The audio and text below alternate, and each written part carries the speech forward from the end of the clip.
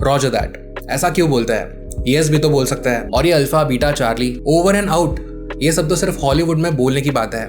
Real life में ऐसा नहीं बोला जाता। क्या है ये सब, इसको समझता है। आप कभी अपना ईमेल आईडी कॉल पर बता रहे हो, आपने बोला पी, सामने वाले को लगा डी, आप बोलते हो पी फॉर पेंसिल, तभी जाकर ये क्लियरली कम्युनिकेट होता है कि आप पी बोल रहे हो। इसको फोनेटिक अल्फाबेट वर्ड्स बोलते हैं। रेडियो कम्युनिकेशन काफी हाई रिस्क सिचुएशंस में भी यूज किया जाता है। यहाँ पर आप कुछ और बोले और सामने वाले को कुछ और ही सुनाई दिया तो सिचुएशन बहुत बुरी तरह से बिगड़ सकती है। ये रिस्क कम करने के लिए अल्फा बीटा चार्ली जैसे ABC को क्लियरली बताने के लिए फोनेटिक अल्फाबेट वर्ड्स डिसाइड किए गए थे। इसका प्रैक्टिकल एग्जांपल समझो, कमांड आया flight code R2D2 south west की तरफ मुड़ो, और पायलट्स कंफ्यूज हो गए कि R2D2 बोला था कि R2P2। इसके बदले अगर बोला गया flight code Romeo 2 delta 2 south west की तरफ मुड़ो, इसमें कोई कंफ्यूजन नहीं होती। क्लियर मैसेज से क्लियर एक्शन लिए जा सकते हैं। अब आता है दूसरे चीज पर, जिसको प्रोसीजर वर्ड्स या प्रो वर्ड्स भी बोला जाता है। ये इंपॉर्टेंट और फ्रीक्वेंटली यूज्ड वर्ड्स के लिए कोड्स है, जैसे roger, wilco, over, out, negative, affirmative, mayday etcetera. हर एक का मतलब एकदम क्लियर होता है। जैसे रॉजर का मतलब है received and understood the message, मुझे मैसेज मिल गया है और मैं इसे समझ गया हूँ।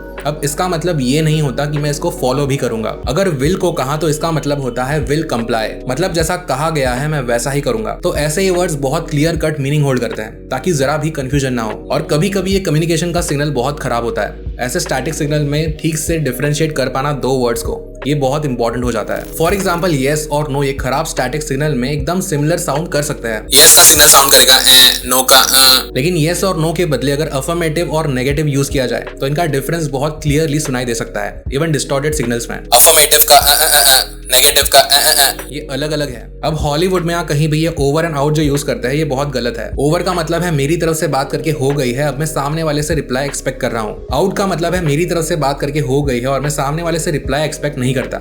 सिर्फ एक्सपेक्ट नहीं करता, ऐसा नहीं कि वो सामने वाला रिप्लाई ही नहीं कर सकता। जब ओवर एंड आउट एक साथ बोला जाता है तब आप उसके मीनिंग को ही कॉन्ट्राडिक्ट कर रहे हो। ओवर में आप रिप्लाई एक्सपेक्ट कर रहे हो, आउट बोल के आप बोल रहे हो कि मैं एक्सपेक्ट नहीं करता। ये क्या है? ये दोनों एक साथ सिर्फ फिल्मों में होता है। रियल लाइफ सिचुएशन में या तो ओवर होता है या तो आउट। पिन कमेंट में मैंने सारे वर्ड्स की लिस्ट दी है।